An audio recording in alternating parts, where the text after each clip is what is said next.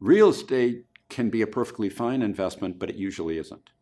And the reason it usually isn't is simply that most of the time, people don't take into account the full costs of owning the real estate, which includes the taxes, the interest payments, the deferred maintenance, and all of the rest that go into calculating the real total return of the real estate. Historically, the real returns have been someplace much lower than stocks, but much higher than cash.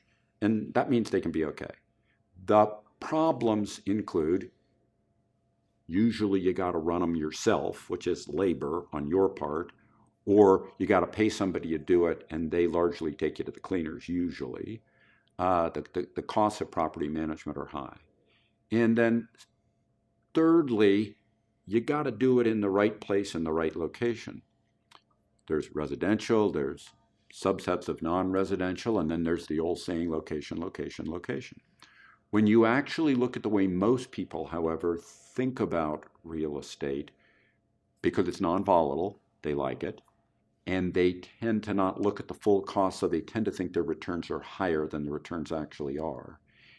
And so real estate has a better image than its reality. Now, there's one final feature, which is that with real estate, you can lever it really heavily.